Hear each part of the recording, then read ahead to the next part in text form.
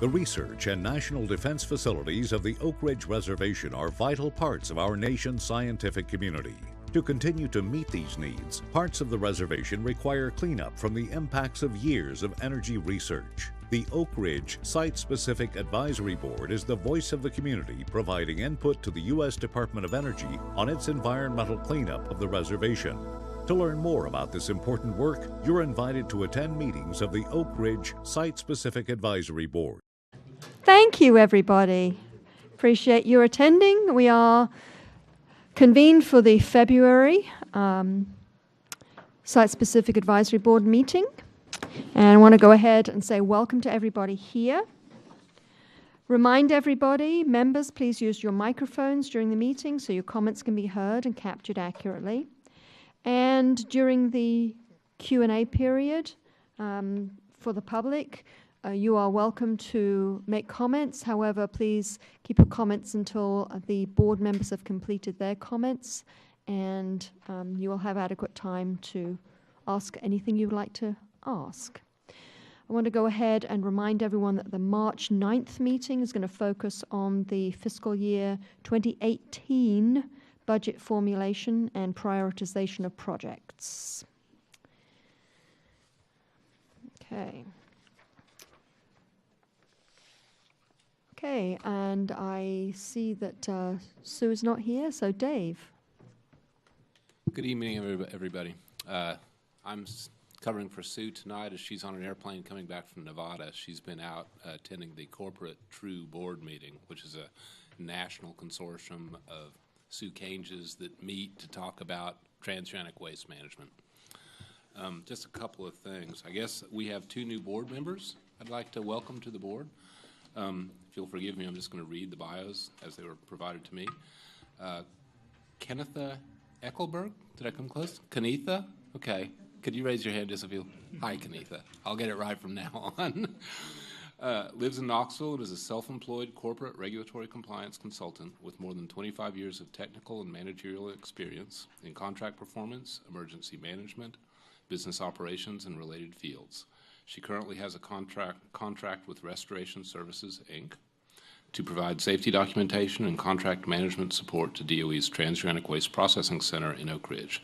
Kennetha received her AS in Civil Engineering Technology and her BS in Business from Purdue University and an MBA from American Intercontinental University. Could we please welcome Kennetha, please?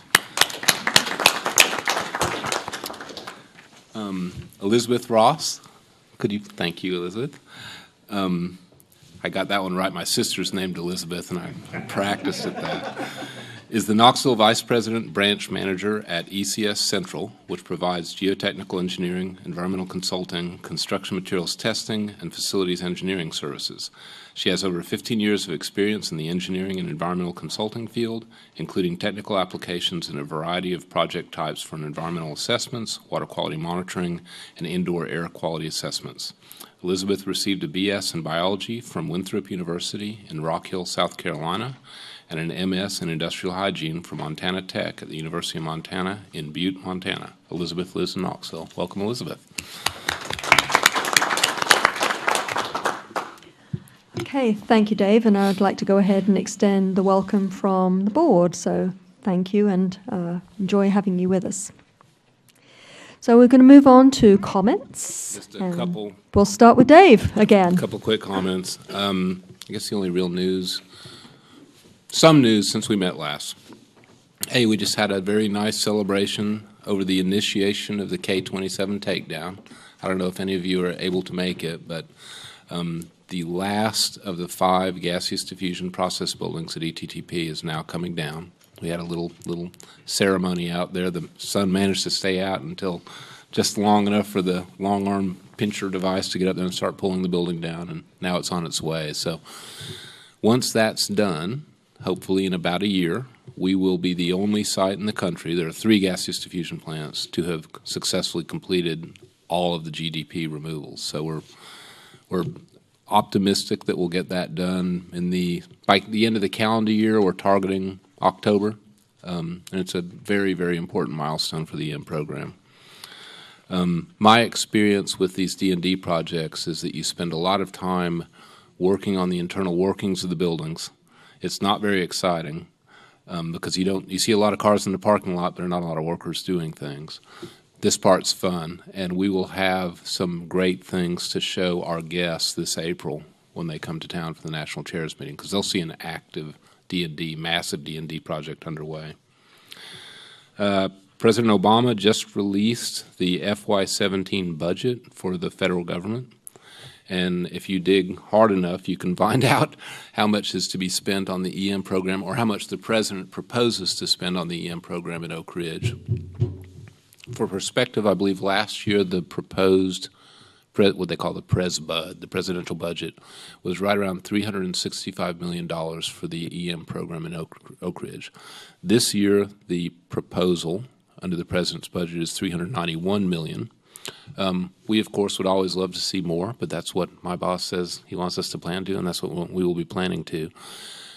Again, as perspective, recall that for this fiscal year, I'm talking about FY17, the presidential budget is for FY17 next year.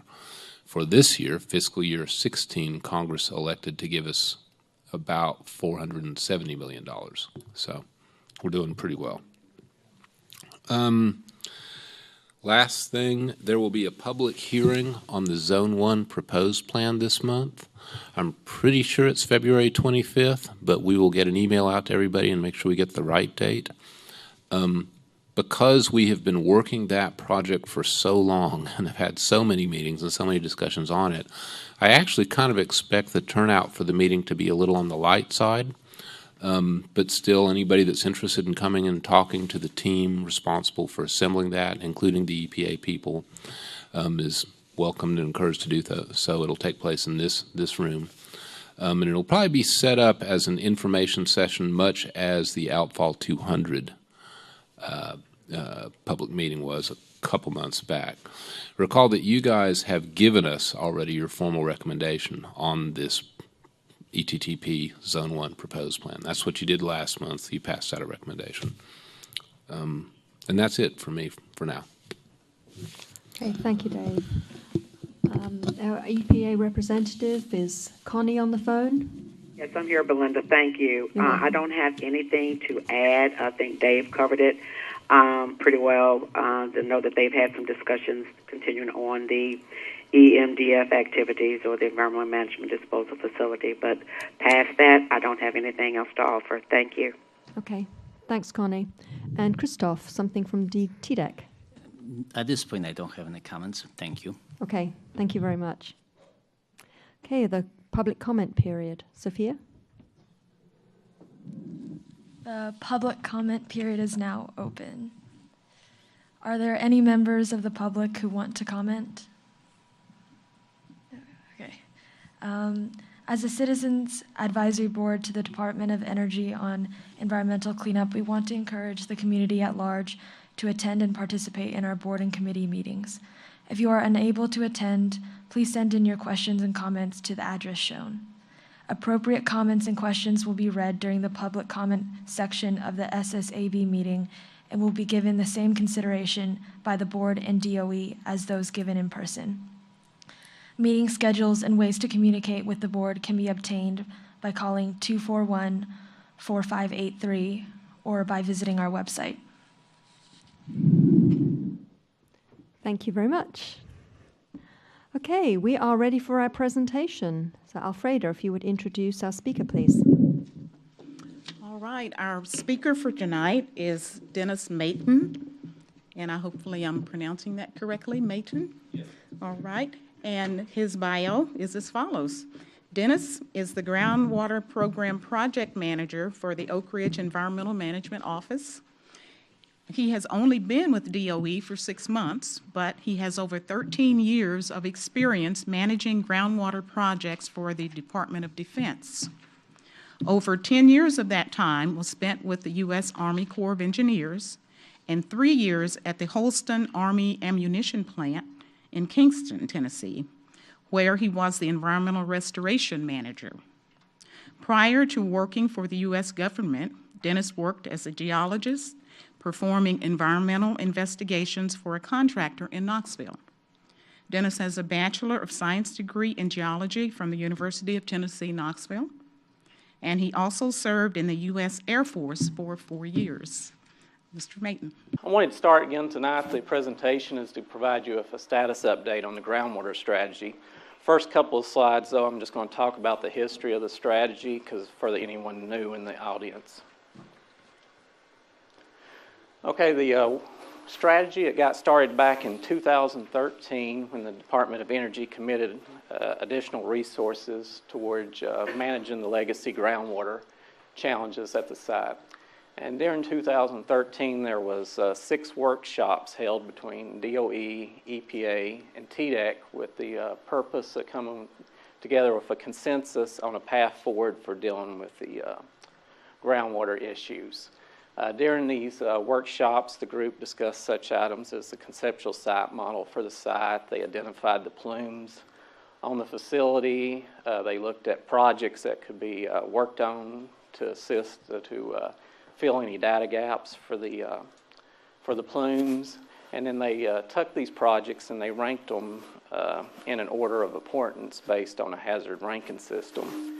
And this hazard ranking system looked at such items as if a plume had the potential to migrate off of the reservation onto private property, the concentrations that were in the plume, how large the plume was, and even if the plume didn't have the potential to migrate off the facility, if it had the potential to migrate and become larger, they ranked it based on that. The map up here shows in the magenta colors was these 35 plumes that the group identified. And they are mainly located, or they are located around the industrial areas, like up here around ETTP, and then some of them are located around burial grounds down in this location. And here's the Clinch River to kind of show you that location. Some of the challenges that these plumes are that I talk about are that any one of them has the potential to have multiple contaminants in them, and they range in depth from a few feet below ground surface to up to 1,000 feet below ground. And let's see, these again, these projects, when they ranked them in order of importance, and let's see. And then the group, they put all this into a groundwater strategy, and they agreed upon that strategy back in 2014. One of the first recommendations from the group that developed the strategy was that a groundwater program should be put in place, and this program would be used to investigate the plumes and the data gaps that the team identified. And that program was started up in 2014 and is funded with a full-time hydrogeologist and the technical support for that group. Also, the groundwater strategy identified 2 projects that should be started up the first year. The first was an off-site groundwater assessment, and the second was a regional groundwater flow model. And both of those projects are the 2 that I'm going to provide you with an update on tonight. But the off-site groundwater assessment had 2 objectives. The first was to collect, validate, and verify water quality data from off-site water wells and spraying locations. And the second objective was to get enough data to determine that if any contamination was found, if that contamination originated from the Oak Ridge Reservation or not. This bottom arrow down here kind of shows the objectives of the groundwater strategy. The first was to protect off-site human health and the environment, and that's why the off-site groundwater assessment was one of the first projects. The next item was the protect groundwater and restore it to beneficial use. That pertains mainly to the plumes on the facility. And then, of course, the final objective and ultimate goal is to get records of decisions in place and achieve final cleanup for the site. Okay, now jump to the off-site groundwater assessment. Again, that was one of the first projects identified by the team, and the work plan was approved back in 2014 by DOE, EPA, and TDEC. And part of the main items of that work plan was that it agreed upon the area that would be sampled, and then in addition to that, it identified what parameters should be tested for. And there were 6 main groups, but within that group, these groups, there was over, I think, close to 105 individual analytes that was tested for. And then once that plan was approved, before any of the sampling could be performed, DOE had to go out to the homeowners and get a license agreement or access agreements in place that would allow them to go out and sample these wells. The map down here below shows the location of where the second event that was completed back in August and September, where those samples was collected. It's a little hard to see up here on the screen, but some of them have some outlines of yellow, and that was where some confirmation sampling was conducted, and I'll talk about those individual events a little more in the future. But again, for scale, here's the Clinch River and the boundary of the facility. If you'll notice, a lot of these points are concentrated kind of cross strike, or which would be in the direction of any plumes. In this direction over here is kind of the Bear Creek Valley, Bethel Valley, Mountain Valley, and ETTP. But still, there's a good wide coverage to make sure that got a good coverage, and even a couple of points way down here. Okay, the first sampling event was completed last spring in fiscal year 2015. There was 43 locations sampled, and these results were briefed, I think, last June by Steve Haas, so I know he went into it quite a bit of detail, but I'll just talk about that first event just briefly. During that first event, there was 3 locations where samples indicated concentrations above the EPA primary drinking water standards. And those were mainly for like lead, gross alpha, and radium-226 and 228, which all can have a kind of a natural,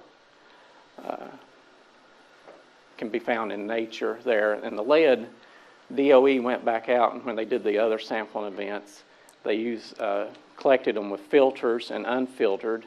And then also, one thing that they noted during the first sampling event, or we noted during the first sampling event, was that they stirred up a lot of sediment, and so when we went back and sampled them at a lower rate where we didn't stir up the sediment, we didn't pick up the lead concentrations at such a high level as we did the first sampling event.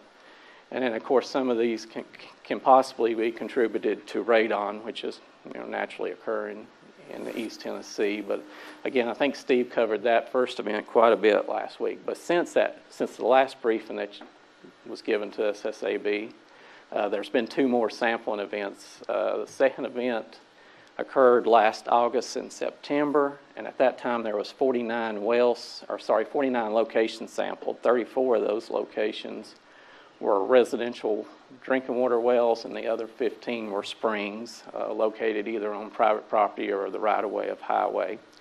And those results have came back and been validated and verified, and we had no exceedances of any drinking water standards from that event.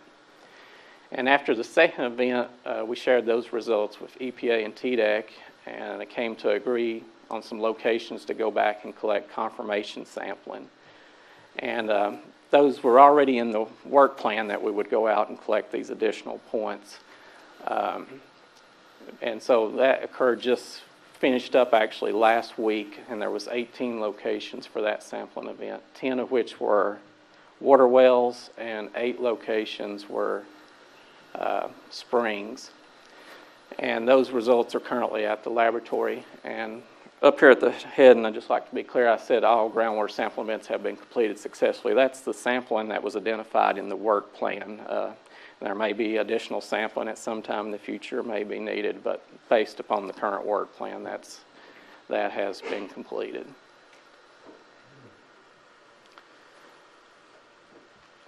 Okay, so what's the remaining steps then for the off-site groundwater assessment? Well, again, that confirmation samples were submitted to the laboratory last week, and they're currently at the lab being analyzed. That should take about 1 month before DOE receives those results back. At that time, we'll go in and validate and verify the results and make sure that the results are quality results that can be reported. And then they'll be shared with EPA, TDEC, and the Tennessee Department of Health. And after those agencies have a chance to review the data, we'll have a group meeting probably in late April, early May to discuss the results and make a determination at that time how to proceed on those results. And the federal facility agreement requires that a report be submitted on those for this work, and that's due to be turned in November of this year. And during all this time, the contractor will be working on preparing that report. Okay, the other recommendation by the strategy team was to create a regional groundwater flow model.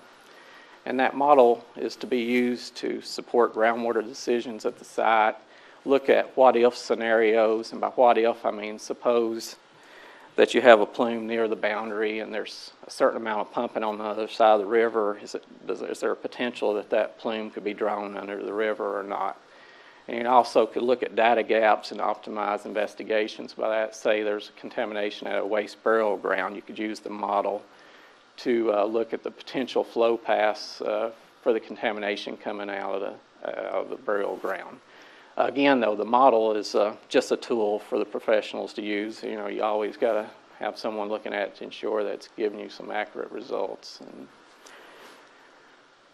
so as far as the progress on it, back in 2014, there was a technical advisory group formed. That group was made up of representatives from DOE, TDEC, EPA, and some industry experts, two of which was Dr. Bernie Cooper, and then also Dr. Dan Good, who reports back to the board on the progress of the model production. Some of the first things that the group did is that they gathered all the data as far as the geology and the hydraulic data that was available to be used in the model. And you can see the group down here where they went out and looked at some outcrops. And then also the group identified the boundaries of the model. Up here, for the regional model, this area is about 250 square miles, and they identified a test case model that the group should do. And this was a smaller area just to make sure that the model was working right before going to full scale. And this area is about 42 square miles. On the regional model, the boundaries of it is over here on the Tennessee River.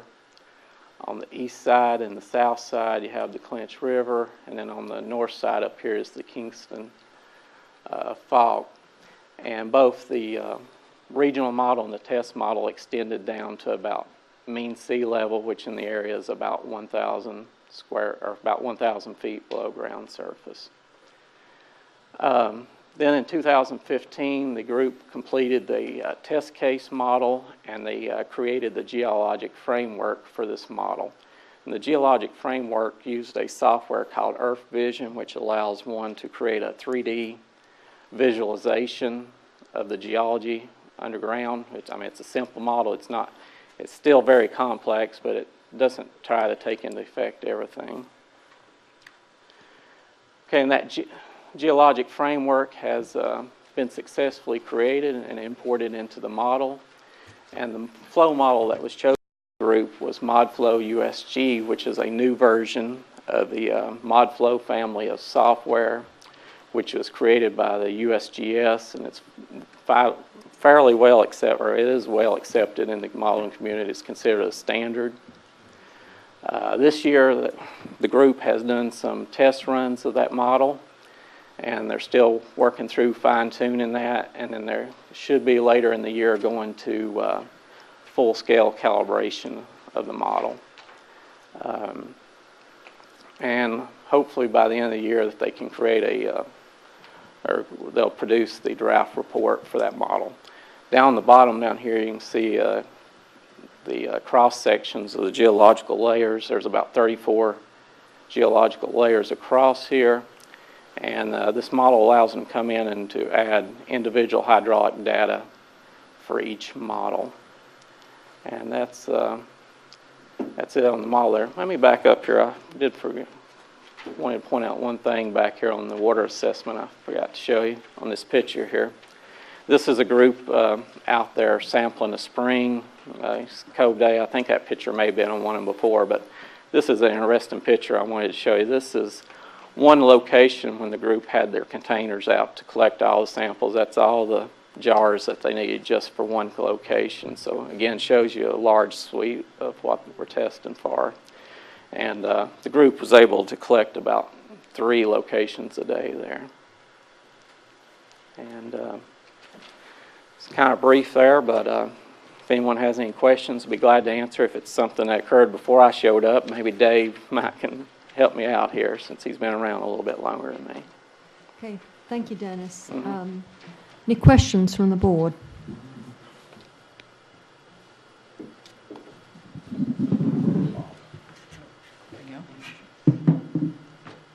We'll start with Bob. I'll just ask Dave or anyone else over here also, you guys know that there's a lot of groundwater data collected in the Clinch River side. Yes. So are you guys going to try to integrate some of those data into into what you're doing, or is there an attempt to do that now? Yes, we are using some of that data. I'm aware of. I don't know all the data that's coming in, but I do know we are communicating with them. Because I know they're monitoring several wells on the site continuously. Yes. Lynn Sims is here. Lynn, can you elaborate on any of that data? Yes, we are considering that information, that data going into the model, and considering that. Okay, I'm just curious. Thank you. And we also share water quality data. TVA and DOE and the state actually have all collaborated on, we sample their wells, they've sampled some of ours, we share data. That's good. Gather whatever information we can to avoid duplication. In addition to that, on the model, on that model, it's a regional model, but at some areas, when we start to focus in on one area, we'll concentrate on that one site specific, and then at that point, we'll even pull in additional data that we may have or any additional work that's been done since the regional model will be used. So we're using a lot of data on that. Okay, thank you. Alfredo? My question actually has to do with the graphic on ModFlow USG, the very last slide, I think it was. Yes, that. Okay, from a very uneducated viewpoint, talk a little bit about that graphic. What is it telling us? Okay. What this is showing, again, was the geological layers that is being put into the model. And so what this is the dipping of the bedrock and the bedrock in this area dips towards the southeast. And so again, this model would be looking towards the northwest of the area. Let me back up. So you'd be looking up in this area and with the bedrock dipping towards the southeast in this direction. And, sorry, wrong direction here. And again, so this model will allow you, as you have well data and hydraulic conductivities that you've developed from your pumping test and so forth, you can import those values into these different layers on this model to be run with the. So just talking about the different colors that you're using, it means that the data somehow is different, or the rock formations That's just are the rock different, formation. That's the Okay. different rock formations in the group there. Okay, thank you. Greg? This slide. Okay, let me back up to it. Oh, that's it. This one, yes. You're showing in the first bullet, 3 locations exceeded U.S. EPA standards. Yes. By how much? A little tiny bit, enough that we're all terrified? Somewhere in between? Lynn, I apologize, Lynn, do you?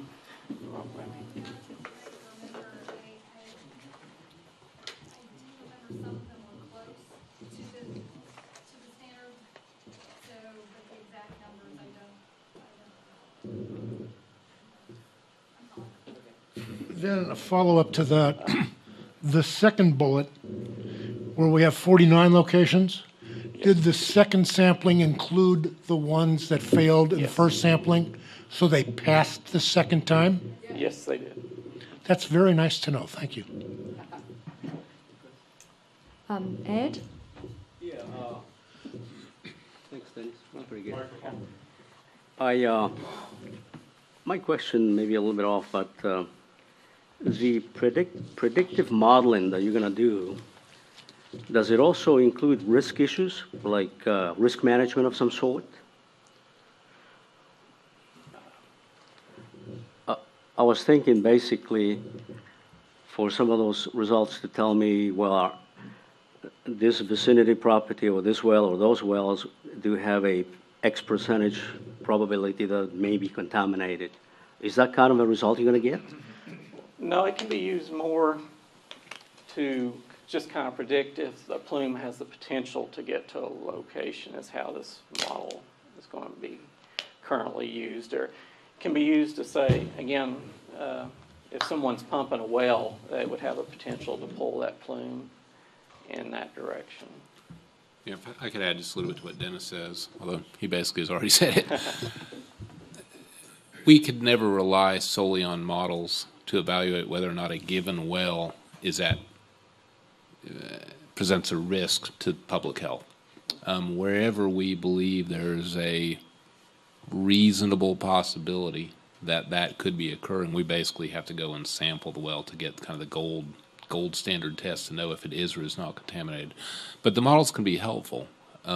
If we can develop a model that can help us understand the possible effects, say someone were to go into some area west of the Clinch River, a mile to the west, and put in a production groundwater well to pump out water to whatever, water a strawberry field of a few hundred acres. This tool might allow us to decide whether or not that argues for the expansion of our monitoring network. It gives us qualitative, gross information on what happens when you introduce new significant changes to groundwater use patterns. That's one thing it might be helpful for us. Right. Thanks, Dave. Okay. Anyone else from the board? Alfredo. I was trying not to ask this question, but you notice the tent went down and it came back up. When you were talking about in the first sampling that there was one location where lead was identified, and then the second time around the lead was not showing, okay, and you determined that it was likely in the sediment. All right, so, okay, it's not in the groundwater right now, but heavy rain and whatever might stir up the sediment and put it in the groundwater. In that particular location, and assuming it's on someone's property, are they notified that that occurred and that that area has lead in it? Okay. Well, I probably was wasn't clear on that when I said sediment. I probably should have used the word solids. It's not sediment that's up on the ground surface. This is more related to deep geological layers of solids that's in the ground, not on the surface. All the data is provided to them promptly, so they know what's in the water. They basically, as soon as the data is validated, we mail them letters with the data packages so they know what we found in their well. In fact, for both sampling events, those results have been sent out to the homeowners at this time. Yeah. And help Frida, the Department of Energy and the TDEC also work closely with the Tennessee Department of Health in all of these results. Okay, Christoph, you had something? Yes, I'd like to add and reaffirm that we work very closely with the Department of Energy, looking at the protocols for that program. We also coordinated our response letters to the residents to make sure that our letters are not going to be frightening. Our letters also included references and phone number to our health department, who can provide detailed information to the residents and answer their questions. So residents are being informed by both TDEC and DOE, and health department is on a standby, willing to answer all the questions and provide all the assurances or instructions or recommendations to residents. That's great. Thank you for that clarification. Appreciate it. I would also include, too, these samples, when we collect them right near the exit of the well before they go through any of the homeowners' filter systems that they may have on their well. You know, a lot of people have some filters on their wells, so we don't collect them right at the spigots before it goes through any of the filters the homeowner may have. Okay, thank you. And Dave? Me? Yes, you. Okay. Where are these off-site? Are these across the Clinch River? Most of them, or are they all in the Oak Ridge Reservation? No, that all of these were collected off the reservation at these Okay. locations of these green dots. And again, this is the Clinch River coming down here with the reservation up Gotcha. on this side. Okay. I was under the impression that because of the concerns a number of years ago, that we pretty much eliminated those wells from use by the residents and went to Watts Bar utility water. Yeah, that's generally correct. Okay. I'm going to stand up and use my. Thank you. For a second. Let's see if I can get myself oriented. Right in this area is the. Yes, okay, so right in here is where the Melton Valley burial grounds are. Right. And that is where, talk louder. Speak up. Okay, right here is where the Melton Valley burial grounds are, and that's where we've done a pretty good job of contaminating groundwater.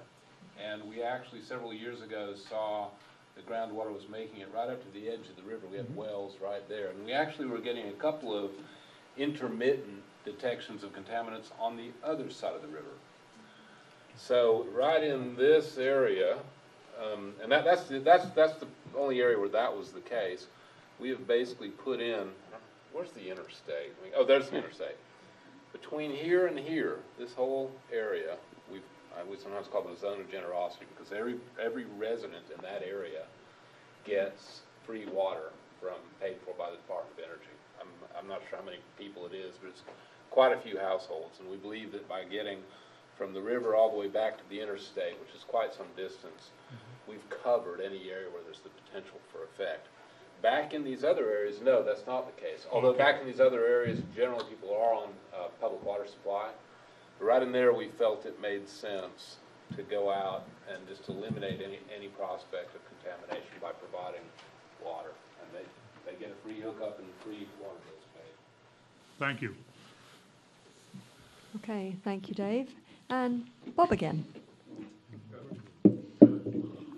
Do you know enough yet about what's going on off-site to be able to decide whether or not you might want to drill another well out there? I know there's a lot of cost involved with that, and if you decide to do that, you're sinking a lot of money into it. Yeah, that is what we are going through now. You know, now that we've gotten these results, which are generally comforting, you know, we're not seeing a lot of big problems across the river. We need to sit back and working with the EPA and TDEC, decide how to spend money from here forward. I'm sure there will be some continuation of some off-site monitoring, but a focus, the two concepts out there are: do we spend money further reducing any uncertainty associated with off-site migration pathways? Do we spend money trying to fix on-site plume issues? And that discussion is taking place right now. So one of the milestones that he pointed out up there, which I think was for the first quarter of 2017, is for us to basically decide and propose what to do next. It's possible that additional wells on or off-site might be drilled. Okay, Greg? Yeah, follow-up, Dave, to what you said. The residents between the river and the interstate that are currently getting free water, is there anything in place that grandfathers that property forever, for 10 years, for a period of time, or is they're screwed next week? Right.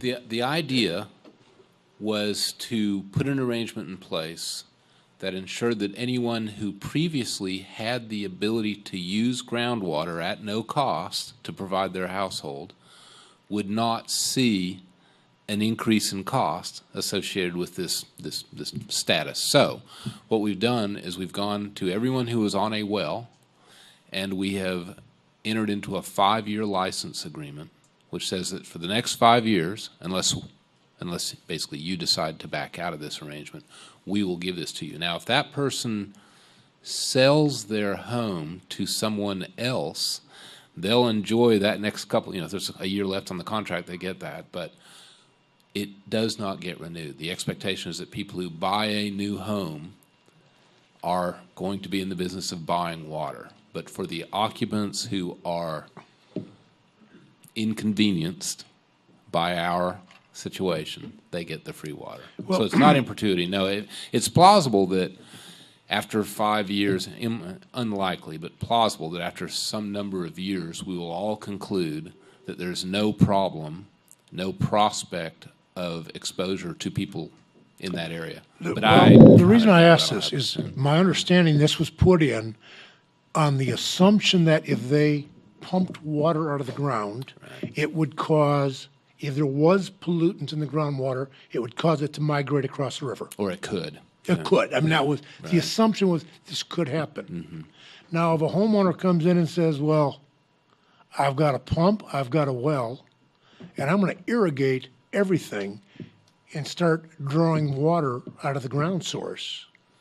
Right. Is there a potential in the future to bring what may be contaminated back across the river? That's a good question. As part of the license agreement that we've entered into with these people, they actually forswear their ability to use their own well. And we basically say, we'll give you the water, we'll do the hookup, but you've got to stop using the well. There have been cases where people have said, but I want to use the well to water cattle or irrigate things. And we've actually said, after a gulp, go for it. You can do that. We will pay for that. Fortunately, no one has really abused this, but we've told people that they could use it for existing commercial applications on the site. Thank you. Kanitha? This goes back to Alfreda's question. When you're doing a sampling, do you only take water, or do you go down into the sediment and into the ground itself? No, we're only taking water samples. A lot of these agreements, since these agreements are with the homeowners and their well, if we was to pull a well out and get something from there, there's a great potential that we could, mess up their well. So this is simply just on the water sample. In this, for the rivers and the creeks, do you do sediment sampling also? And if so, how deep is your sampling? For the off-site groundwater assessment, we're only doing the waters. We're not doing any sediment as part of this work effort. So regarding a heavy rain, flood type activity because of the rains we've had lately in the last few years, yes, sediments travel.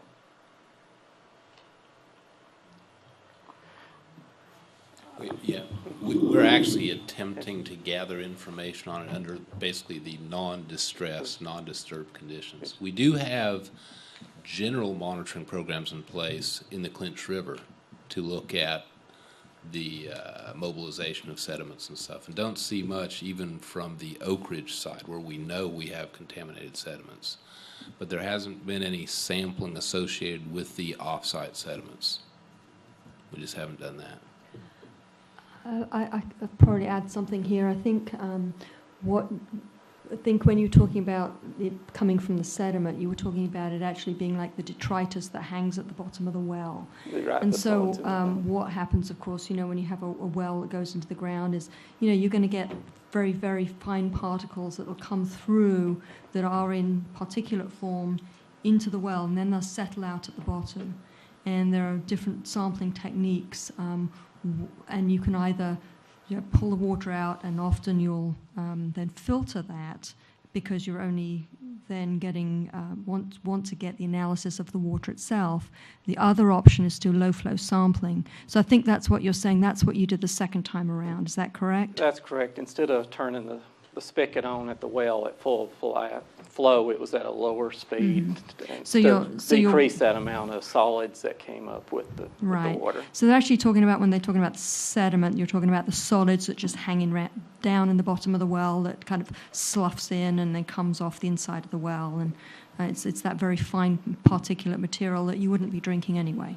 Correct. And I'm not talking about sediment that's washing off of the ground surface into the well. These wells are sealed at the surface, so it's not sediment that's on the ground surface. Again, It's just the fine solids that are in the bottom of the well.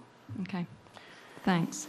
And since these are Also, wells instead of monitoring wells, a typical monitoring well that we would create to monitor the water would have a filter pack around it and a screen that keeps out a lot of these solids, whereas in this case, since it's a residential well, a lot of times it's just an open bore hose, so you don't have that filter of the sand pack in the bottom to keep these solids out. Okay, thank you. Alfredo? Okay, this goes back to the potential drawdown of wells, and if you don't plug them, then there remains the potential at some point for the same thing that happened in the first sampling, and you get contaminants from somewhere, okay, that may have come under the river or whatever. Wouldn't it be logical to plug those wells such that the residents could never use them again? Well, again, for these agreements, since they're for 5 years, we can't, at this point, require that these owners fasten these up. But then also, if, in 5 or 10 years, we make the determination that there's no longer concern, then if we had plugged them, then we would be taking the owners their opportunity to go back and reuse these wells if at a later time there's no problem. That's the issue, Alfredo. These wells, people have spent a lot of money putting these wells in, thousands of dollars in some cases. So while, yes, plugging them would assure that at least that well doesn't serve as a means of pulling water around, the real issue is keeping people from pumping the well. That's what I'm... And what we're working on is making sure that people agree to not pump their wells. Under the best case scenario, most of these wells someday could be released for free use again. If our modeling tells us that's the case, if our monitoring tells us that's the case, that'd be the best case scenario. So to basically destroy the wells right now when we don't have to protect groundwater is a little bit more aggressive than we wanted to go. All of these agreements are voluntary agreements. People are not required to enter into these agreements. So we're not in the business right now of basically banning groundwater use. We're asking people if they want to volunteer to be part of a program whereby they get free water in exchange for giving up, for a temporary period, the use of their water. And that seems to be working pretty well for us. I guess what I'm really getting at is that if those contaminants were identified during some sampling activity, like the first one, you don't know how those contaminants got there, but they do have an earmark of coming from the reservation. How are you going to make it happen again? That at some point in the future, once we have more years and more understanding of groundwater issues out there, it's possible that we might elect to take that significant of a measure. But right now, it's just not something we see as necessary. If we can get people to not use their wells, that achieves our objective. For 5 years. For 5 years, right. Yeah. And then in 5 years, let's take it out 5 years. 5 years from now, everybody out there says, we don't want a license agreement again, we want to go straight to using our wells, just hypothetically. If that were to occur, and EPA and TDEC and DOE believed that really represented a hazard, then we would have the opportunity to take steps then. We could ask people and take other more dramatic actions to prevent groundwater use. It just doesn't seem to be necessary at this point. At this point. And it's not that we're putting blinders on and it was like an oops situation and we don't know how it happened and it might happen again. But so you're looking at this over a long period of time and while the modeling and all of the additional sampling is going on. I think as a backdrop consideration, recall that even in the absence of use restrictions, all of the detections that we found for the radionuclides that would be kind of signature contaminants from the Oak Ridge Reservation were below drinking water standards. So even in the absence of any restrictions on their use when people were pumping as they saw fit, we weren't in a situation where people had where there was an identification of a well where someone was drinking water that exceeded drinking water standards. So, we're not dealing with a burning barn here. We're dealing with a more moderate situation where moderate measures seem to make sense. During that 5 years, the wells during that agreement are actually disconnected from the well that goes down, so there's no possible use that well. In fact, the municipal water supply company wouldn't allow them to be hooked up at the same time because of the possibility of backflow into their system. So they are disconnected during that 5-year time period. Thank you. Ed? Yeah, maybe I missed something. What is the connection, Dennis, in between the groundwater sampling that you're doing off reservation and the modeling process? Is there a tie-in? Why are you doing both or together? How are you going to tie them up? Is it one preceding the other, or should it be the other way around?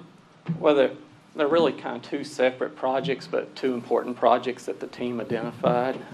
So they are separate? Yes.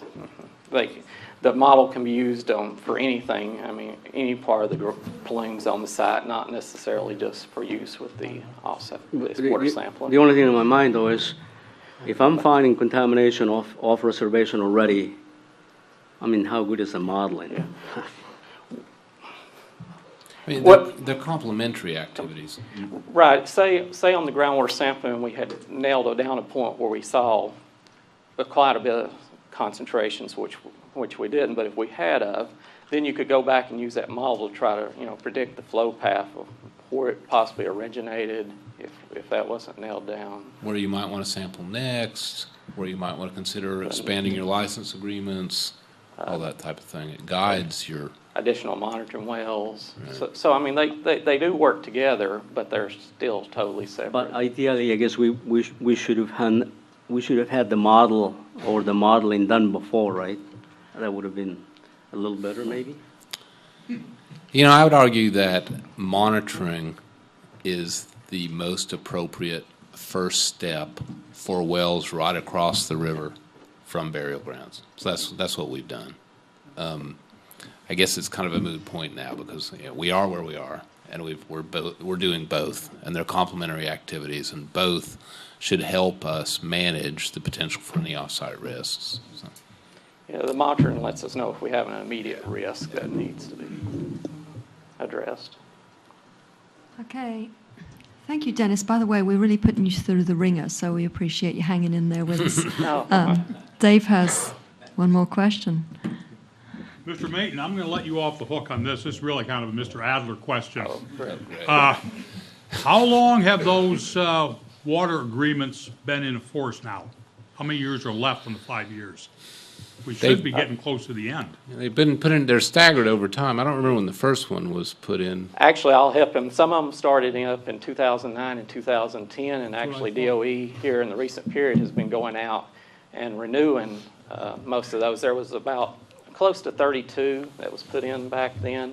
And then part of this effort of renewing the most recent ones, we actually went back to see if there was any additional wells that were in use that we needed to go offer, and there are a few, and so we went back out and offered to landowners that either declined in the past or.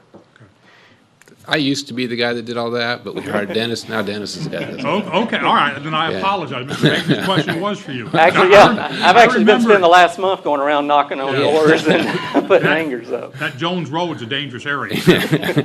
I remember hearing about these back in 2011 and 2016. That's 5 years. That's what I was wondering about that. Yes, yeah, and we are currently they are being renewed, all those. So there'll be another 5 years from this point. So. Okay, thank you. Elizabeth. You may or may not know, has there been any financial impact with sales of any of these homes or properties as related, or it's a two-part question, and would that be communicated in an environmental land use restriction in a sale? Yeah, that's an excellent question, and it really is on the minds of people, so I'm glad you brought it up. We've actually had some people who expressed reservations about participating in these activities out of concern that it might stigmatize their property and change sales. Can't speak to any quantified shift in property values and real estate transactions. During the time frame I've watched things, I've seen transactions take place. As I understand real estate law, if a hazardous contaminant has been detected on your property, when you go to sell it, you are obliged to put that into the paper that covers the transaction. So the folk that own these properties, by agreeing to this activity, have taken on the risk that if something's detected, they have to put it into the sales transaction. But I actually have some of these. A lot of these properties are beautiful land up and down the Clinch River, commanding very high values. A lot of the properties, actually, when I first went out there knocking on doors, I was finding a lot of DOE and Oak Ridge National Lab employees in those properties. They have changed hands. I've seen things changing hands. So it hasn't eliminated the transfer of properties. I can't really speak to how much of an effect it might have had on sales price. Were any of these properties commercial, or were they all residential? There were a couple of commercial properties. Right at the intersection of Highway 58 and Jones Road, there was an archery place where we entered into some agreements. It's closed now. Yeah, something else now. Yeah, but it's predominantly residential properties.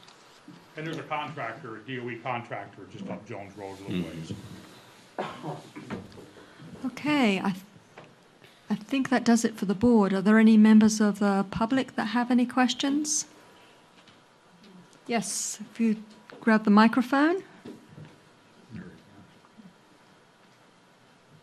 If you would state who you are and give your question. Marianne Coltwich from the Roane County Environmental Review Board. Hi, y'all. Hi, Matt. My question is the 3 wells that you got the hits on. Could you show those to us on the map on slide 4 about where those were? What locations?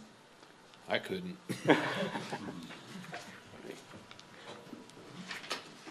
I can kind of give you the general location, but maybe one week when Dick Cattell or somebody's back, he can give you the. But tell me if I'm wrong, Lynn, but I think maybe a couple was down in this area and maybe right up in that area. Is that correct? No, I can't remember the exact locations of those. Perhaps that's something We you can could get get a back to us on if you don't mind.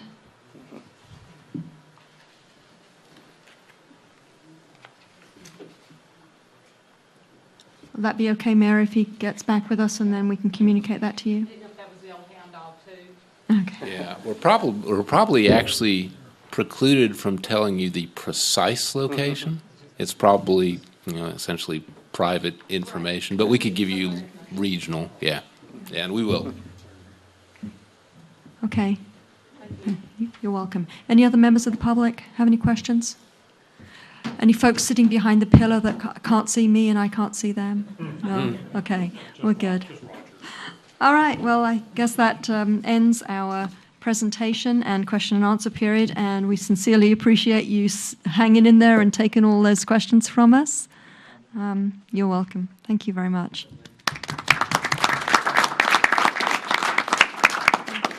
So that concludes the formal part of the presentation.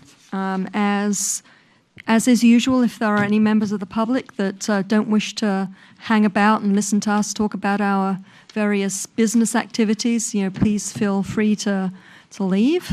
You are welcome to stay if you'd like. So the next thing to do is call for any additions to the agenda. Okay, seeing none, would like to go ahead and get an approval on the agenda.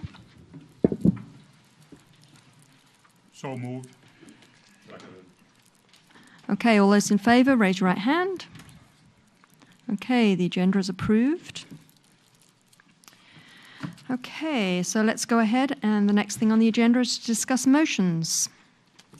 David. Madam Chairperson, I have read the January 13, 2016 minutes of our meeting, and I find them to be a relatively accurate representation of presentations, conversations, and discussions. I would recommend that these minutes be approved by the board. So moved. Second. Okay, all those in favor, raise your right hand. Thank you. Looks like we're good.